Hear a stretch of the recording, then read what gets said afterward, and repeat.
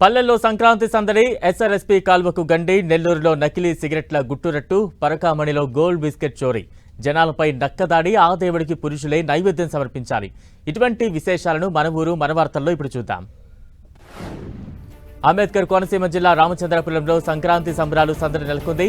మంత్రి వాసంశెట్టి సుభాష్ సంక్రాంతి ఉత్సవ్ రన్ను జెండా ఊపి ప్రారంభించారు. యువకులతో కలిసి 2K రన్లో ఆయన పాల్గొన్నారు.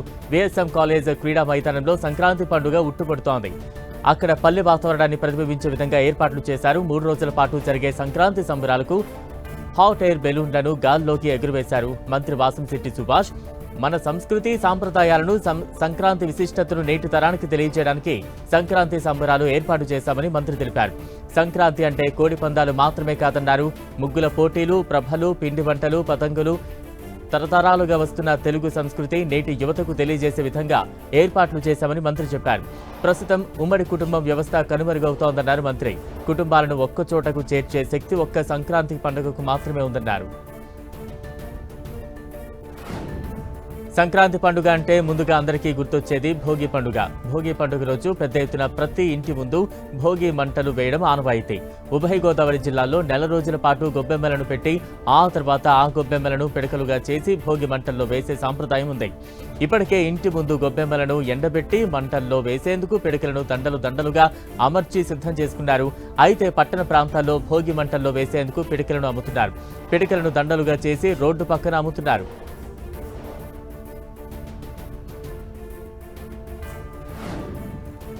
సంక్రాంతి పండుగ అంటేనే పిండి వంటలు, స్వీట్లు, చక్రాలు, అరిసెలు, బొబ్బట్లు, పూర్ణాలు, చెక్కలు, పూతరేకులు ఇలా రకరకాల స్వీట్లు ఉభయ గోదావరి జిల్లాలో పండుగకు సిద్ధమయ్యాయి. భీమవరం, భీమవరం, చిన్న అమిరం, ఆకివీడు, పెదపాడు, కాళ్ల, పాలకొల్లు, కలగంపూడి, తణుకు, తాడేపల్లిగూడెం, ఏలూరు పరిసర ప్రాంతాల్లోని తయారీ కేంద్రాలు పిండి వంటలతో ఘుమఘుమలాడుతున్నాయి. సంక్రాంతి పండుగకు నగరాల నుంచి పల్లెబాట పట్టడంతో వారి కోసం పిండి వంటలు సిద్ధమయ్యాయి. వారంతా పిండి వంటల కేంద్రాలను ఆశ్రయిస్తుండటంతో బాగా డిమాండ్ పెరిగింది. దీంతో ఉభయ గోదావరి జిల్లాలో పిండి వంటల తయారీ కేంద్రాలు 3 పువ్వులు 6 కాయలుగా విరాజిల్లుతున్నాయి. అనేది చాలా స్పెషల్ మాకు. అండ్ గోర్మిటి, పూతరేకులు అండ్ అరిసెలు ముఖ్యంగా వాటి కోసం ఎక్కువ మంది వస్తున్నారు. ఈవెన్ మేము ఆర్డర్స్ తీసుకున్నా అవి ఇంకా చేయలేకపోతున్నాం. ప్రీ ఆర్డర్స్ ఎక్కువ ఉన్నాయి. మాకు ఇంతమంది జనాలు వచ్చి మా దగ్గర తీసుకుంటున్నందుకు మేము చాలా సంతోషంగా ఫీల్ అవుతున్నాము. వాళ్ళు ముఖ్యంగా మాకు చెప్పేది ఏంటంటే టేస్ట్ చాలా బాగుంటున్నాయి, క్వాలిటీ చాలా బాగుంటుందని చెప్తున్నారు. సో దానికి మేము చాలా శ్రీకాకుళం జిల్లా కాశీబుగ్గలోని శాఖ గ్రంథాలయానికి సుమారు 75,000 రూపాయల పుస్తకాలను వితరణ చేశారు కేంద్ర మంత్రి రామ్మోహన్ నాయుడు. ఎర్రనాయుడు ట్రస్ట్ ద్వారా అందించిన పుస్తకాలను పలాస ఎమ్మెల్యే గౌతు శిరీష ఆవిష్కరించారు. ఈ సందర్భంగా గౌతు లచ్చన్న, కింజరాపు ఎర్రనాయుడు చిత్రపటాలకు నివాళులర్పించారు. అనంతరం గ్రంథాలయ ఆవరణలో మొక్కలు నాటే కార్యక్రమంలో ఎమ్మెల్యే పాల్గొన్నారు.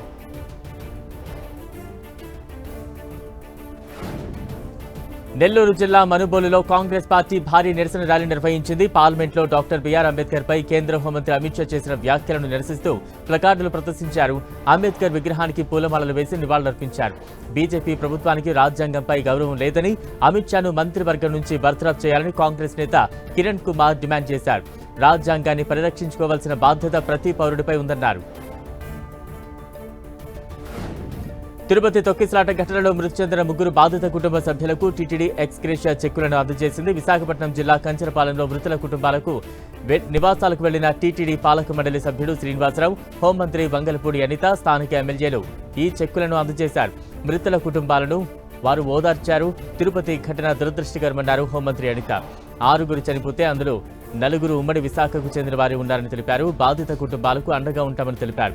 మృతి చెందిన వారి కుటుంబాలకు ఒక్కొక్కరికి 25 లక్షలు, 1 ఉద్యోగం, పిల్లలకు ఉచిత చదువు అందిస్తున్నారు. తీవ్రంగా గాయపడ్డ వారికి 5 లక్షలు, పాక్షికంగా గాయపడ్డ వారికి 2 లక్షలు సాయం అందిస్తున్నట్లు టీటీడీ ప్రకటించింది. ఒక అన్ఫార్చునేట్ ఇన్సిడెంట్ అది. ఆ ఇన్సిడెంట్లో ఏదైతే ఆ తొక్కిసలాటలోని ఆసులు బాసారో వాళ్ళందరికీ కూడా గవర్నమెంట్ అండగా ఉండాలి, అదేవిధంగా తిరుపతి దేవస్థానం అండగా ఉండాలి అని చెప్పి ఒక మంచి ఆలోచనతో ఆ కుటుంబానికి అండగా నిలబడాలని చెప్పి తిరుపతి దేవస్థానం నుంచి బోర్డు సభ్యులు 6 బోర్డు సభ్యులు, అదేవిధంగా రాష్ట్ర పార్టీ అధ్యక్షులు, లోకల్ ఎమ్మెల్యే విష్ణు కుమార్ రాజు గారు, అదేవిధంగా మేము అందరం కూడా కుటుంబానికి అండగా నిలబడాలని చెప్పడానికి ఇక్కడికి రావడం జరిగింది. ఉమ్మడి విశాఖ నుంచి 4 ప్రాణాలు. సూర్యాపేట జిల్లా నేరేడు చర్ల మండలంలో 18,57,00,000 రూపాయల పలు అభివృద్ధి కార్యక్రమాలకు మంత్రి ఉత్తమ్ కుమార్ రెడ్డి శంకుస్థాపన చేశారు. బీటీ రోడ్లు, శివాలయం బైపాస్ ఆర్చ్, సీసీ రోడ్లు, మురుగు కాలువల నిర్మాణం, టౌన్ హాల్, లైబ్రరీ భవనం చేపడుతున్నారు.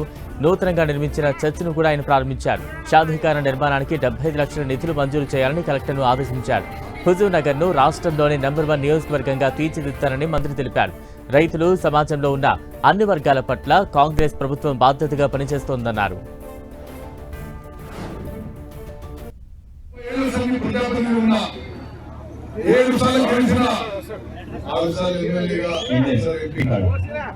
ఉమ్మడి ఆంధ్రప్రదేశ్ లో మంత్రి ఉన్నా, ప్రత్యేక తెలంగాణలో మంత్రి ఉన్నా, రాష్ట్ర కాంగ్రెస్ పార్టీ అధ్యక్షుడిగా పార్లమెంట్ సభ్యులు ఉన్నా, రైతుల పట్ల, రైతు కూలీల పట్ల, యువత పట్ల, మహిళల పట్ల, సమాజంలో అన్ని వర్గాల పట్ల ఇంత శ్రద్ధ వహించే వారి ప్రభుత్వం చూడలేదని చెప్పిన వారు.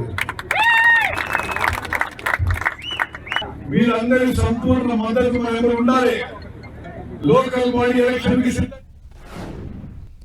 కరీంనగర్ జిల్లా మన్నెంపల్లి గ్రామం జలమయమైంది. గ్రామం సమీపంలోని ఎస్ఆర్ఎస్పీ కెనాల్ కు గండి పడడంతో ఊళ్ళోకి భారీగా వరద నీరు చేరుతోంది. ఈ వరద నీరు ఇళ్లను చుట్టుముట్టింది. రోడ్లన్నీ జలమయమయ్యాయి. వరద నీరుతో పంట పొలాలు నీట మునిగాయి. తోటపల్లి రిజర్వాయర్ నుంచి చంచర్ల వరకు కాల్వ ఉంది. ఈ కాల్వ ద్వారా సాగు కోసం అధికారులు నీటిని వదిలారు. అయితే ఎక్కువగా నీరు విడుదల చేయడంతో గండిపడి గ్రామంలోకి వరద నీరు చేరుతోందని గ్రామస్తులు చెబుతున్నారు. మన్నెంపల్లిలోని వరద నీరు చేరడంపై కేంద్ర మంత్రి బండి సంజయ్ స్పందించారు. వెంటనే జిల్లా కలెక్టర్కు ఫోన్ చేశారు. తక్షణమే సహాయక చర్యలు చేపట్టాలని ఆదేశించారు. అటు గ్రామస్తులకు ఫోన్ చేసి భరోసా ఇచ్చారు. వరద నీరు వృధాగా పోవడం ఆందోళనకు గురి చేస్తోంది.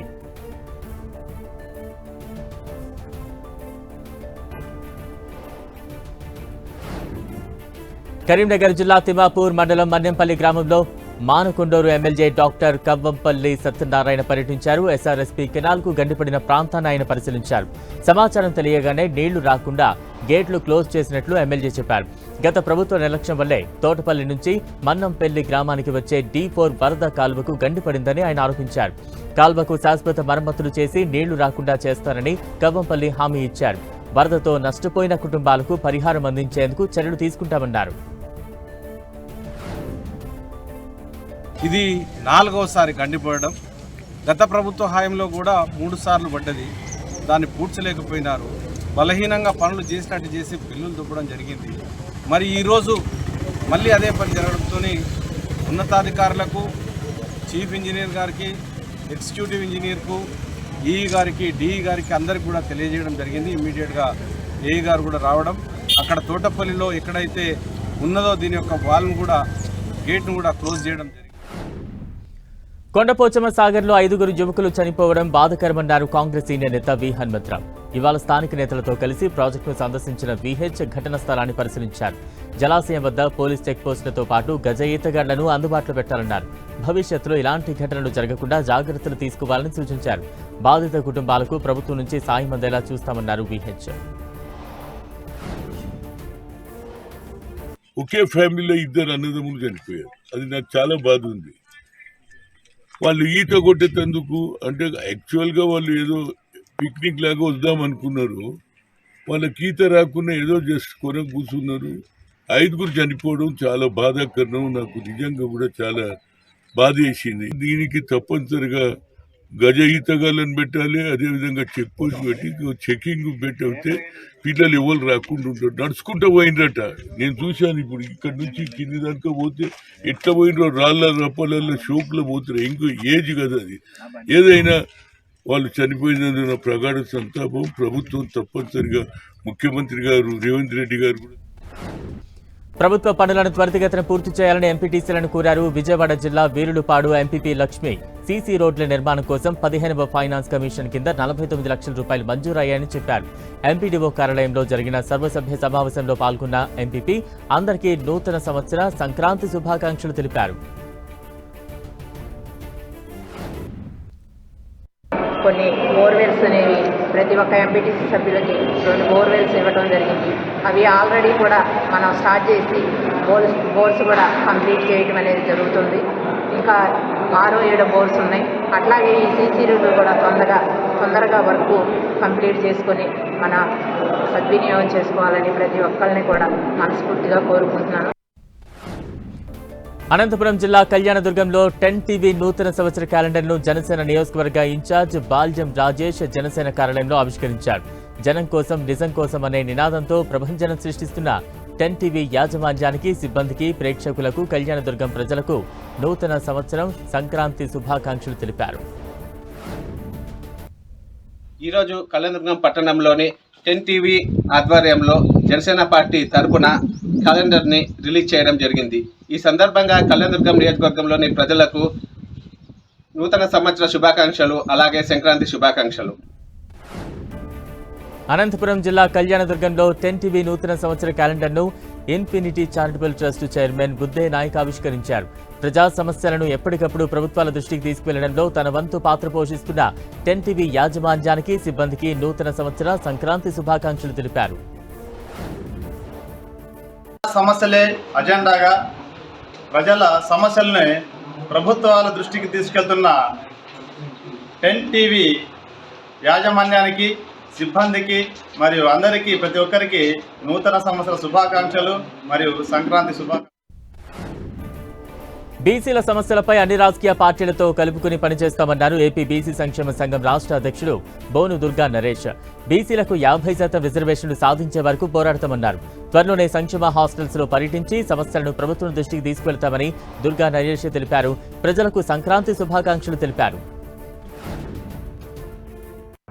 నాకు ఈ బాధ్యత అప్పచెప్పారో ఆ బాధ్యతను ఖచ్చితంగా నెరవేరుస్తానని, అలాగే అన్ని పార్టీలను, అలాగే అందరినీ కూడా కలుపుకుంటూ రావాల్సిన డిమాండ్స్ని అధికార పక్షాన్ని ప్రశ్నిస్తూ, అలాగే నా బీసీ సోదరి సోదరులకు ఏ సమస్య వచ్చినా సరే ఖచ్చితంగా అందరికీ అందుబాటులో ఉంటానని, అలాగే ముఖ్యంగా పాఠశాలలు కానీ, అలాగే మహిళ యొక్క హాస్టల్స్ కానీ, బాయ్స్ హాస్టల్స్ కానీ, ఈ గవర్నమెంట్ సంబంధించిన అన్నిటి కూడా త్వరలోనే మేము విజిట్ చేస్తూ ఉన్నాము. అక్కడున్న లోపాలన్నీ కూడా గవర్నమెంట్ దృష్టికి తీసుకెళ్ళి త్వరగా అవన్నీ సాల్వ్ అయ్యే విధంగా. ఎన్టీఆర్ జిల్లా నందిగామలో పూర్వ విద్యార్థులు పాఠశాల అభివృద్ధికి ముందుకొచ్చారు. స్కూల్లో తరగతి గదులతో పాటు ప్రహరీ గోడ, గేట్ నిర్మించేందుకు అంగీకరించారు. పూర్వ విద్యార్థులు అంతా మాట్లాడుకుని త్వరలోనే పనులు ప్రారంభిస్తామంటున్నారు ఓల్డ్ స్టూడెంట్స్. స్కూల్ అభివృద్ధి కోసం మేము అందరం కలిసి ఎంతో చేసి అభివృద్ధి చేయాలనే సంకల్పంతో ఉన్నాము. గ్రామ ఓల్డ్ స్టూడెంట్స్ అందరం కలిసి దాంట్లో భాగంగా ఈరోజు మరి ఈ ఆర్చి అంటే గేట్లు పెట్టి ఆర్చికి అలా కొంచెం వృధాభక్తిగా ఈ స్కూల్ అభివృద్ధి కోసం డొనేట్ చేయడం జరిగింది. అదేవిధంగా 215 మీటర్లో కాంపౌండ్ వాల్ ఉంది. ఆ కాంపౌండ్ వాల్ లోపల మరి మెరుగు పోసి తిరుమల శ్రీవారి ఆలయ పరకామణిలో చోరీ జరిగింది. 100 గ్రాముల గోల్డ్ బిస్కెట్ ను టాలీలో దాచి తీసుకెళ్తుండగా విజిలెన్స్ అధికారులు కంటపడింది. దొంగను అగ్రిగోస్ అవుట్ సోర్సింగ్ ఉద్యోగి పెంచలయ్యగా గుర్తించారు. పరకామణి నుంచి వెలుపలకు వచ్చే ట్రాలీ పైన ఖాళీగా ఉన్న హోల్లో గోల్డ్ బిస్కెట్ ఇన్సెర్ట్ చేశాడని అడిషనల్ ఈవో వెంకయ్య చౌదరి తెలిపారు. సీసీ కెమెరా ఫుటేజ్ లో పెంచలయ్య వ్యవహారం బయటపడిందన్నారు. పరకామణిలో ఎవరు దొంగతనానికి పాల్పడినా వెంటనే గుర్తించడం జరుగుతుందన్నారు వెంకయ్య చౌదరి. ఒక అతను పెంచలయ్య అనే అతను ఒక 100 గ్రాముల కాయిన్ ట్రాలీని పుష్ చేస్తూ పైన ఆ ట్రాలీలో ఉండే పైన ఉన్న హోల్లో ఉంచి ఇన్సర్ట్ చేయటం జరిగింది. సో ఇనిషియల్గా మనకు బయటకు వచ్చి మన విజిలెన్స్ పగడ్బందీగా పరకామణిని నిరంతరము పర్యవేక్షిస్తుంటారు. దాంట్లో మనం ట్రాలీ బయటకు వచ్చినప్పుడు ఆబ్వియస్గా దాన్ని 2 రకాల